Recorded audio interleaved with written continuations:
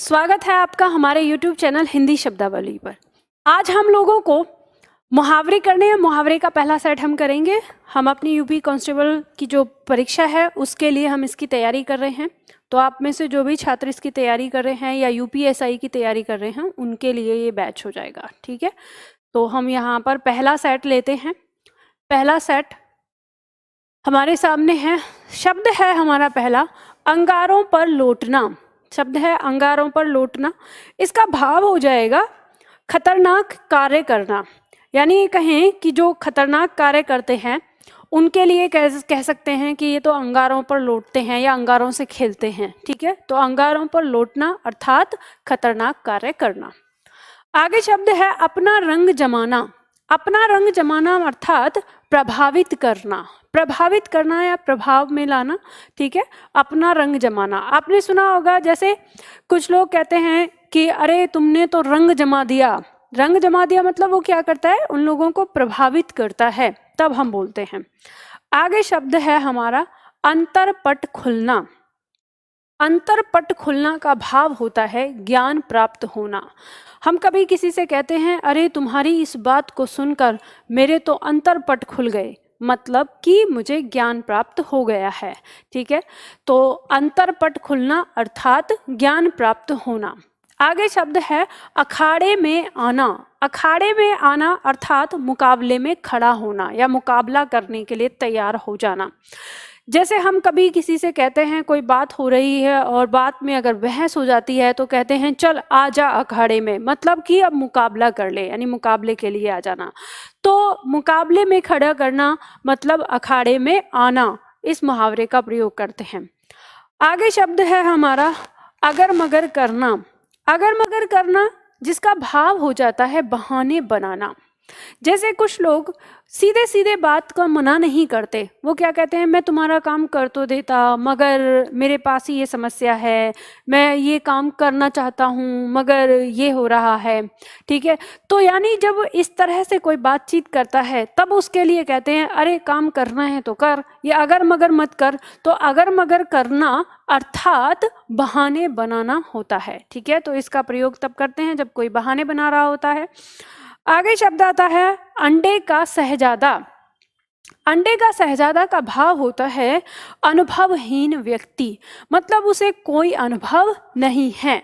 तो जिसे कोई अनुभव नहीं होता उसको अंडे का शहजादा कहते हैं। अब किस तरह से, जैसे अंडे में से ही निकला हुआ नवजात अगर जो भी शिशु होता है या बच्चा जो भी होता है चिड़िया का या जिसका भी, तो वो क्या होता है उसे कोई अनुभव ही नहीं है, अभी अंडे से ही निकला है। तो इसी तरह का व्यक्ति जो होता है जिसे कोई अनुभव नहीं होता तो उसे अंडे का शहजादा कहकर संबोधित करते हैं, या इस मुहावरे से उसको बात करते हैं कि ये तो अंडे का शहजादा है, अर्थात ये अनुभवहीन व्यक्ति है।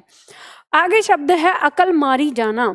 अकल मारी जाने का मतलब होता है, इसका जो भावार्थ होता है बुद्धि भ्रष्ट हो जाना।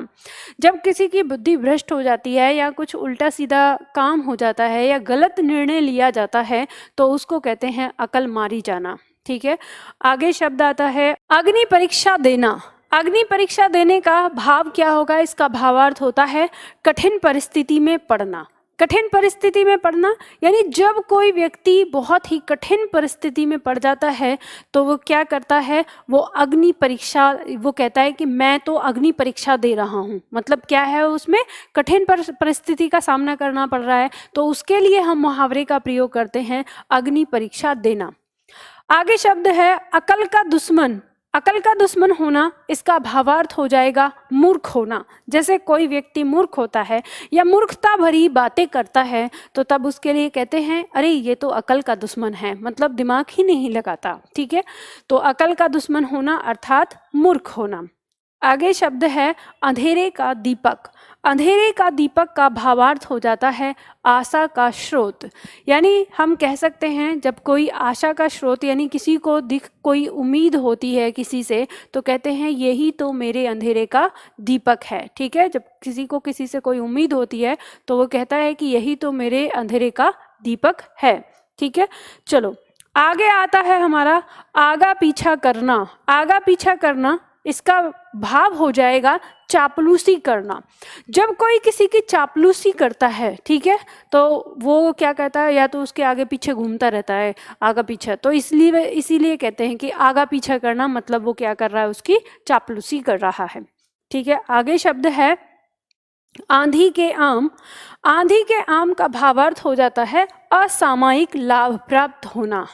असामयिक लाभ प्राप्त होने का मतलब है कि जैसे पेड़ पर आम पक रहे हैं, और मतलब आम लगे हुए हैं और अभी वो पके नहीं हैं, और आंधी आई और तभी वो आम टूटकर गिर गए।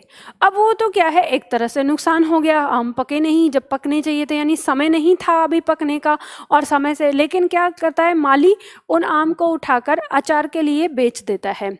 तो यहाँ पर क्या हुआ कि वो समय से पहले लाभ प्राप्त हो गया। तो जब समय से पहले लाभ प्राप्त हो जाता है तो उसी चीज़ को कहते हैं आंधी के आम, के अरे ये तो आंधी के आम है, मतलब अभी वक्त आया भी नहीं था और उससे पहले ही लाभ मिल गया। आगे शब्द है हमारा आनन फानन में। आनन फानन में, तो इसे हम कहते हैं जल्दबाजी में। कोई काम जल्दबाजी में किया गया है तो उसे कि ये तो आनन फानन में कर दिया था, मतलब जल्दबाजी में कर दिया था। तो ये हमारे मुहावरे होते हैं। तो हमने क्या क्या मुहावरे इसमें देखे हैं, तो हम एक बार फिर से दोहराएंगे इन सबको। तो ध्यान देना है किस मुहावरे का क्या अर्थ हमारा होता है, तो यहाँ देखेंगे। पहला, अंगारों पर लौटना अर्थात खतरनाक कार्य करना। अपना रंग जमाना, प्रभावित करना। अंतरपट खुलना अर्थात ज्ञान प्राप्त होना। अखाड़े में आना अर्थात मुकाबले में खड़ा होना। अगर मगर करना अर्थात बहाने बनाना। अंडे का शहजादा अर्थात अनुभवहीन व्यक्ति। अकल मारी जाना अर्थात बुद्धि भ्रष्ट होना। अग्नि परीक्षा देना अर्थात कठिन परिस्थिति में पड़ना।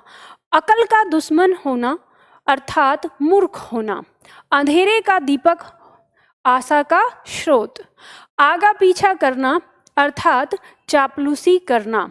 आंधी के आम अर्थात असामयिक लाभ प्राप्त होना या समय से पहले लाभ प्राप्त होना।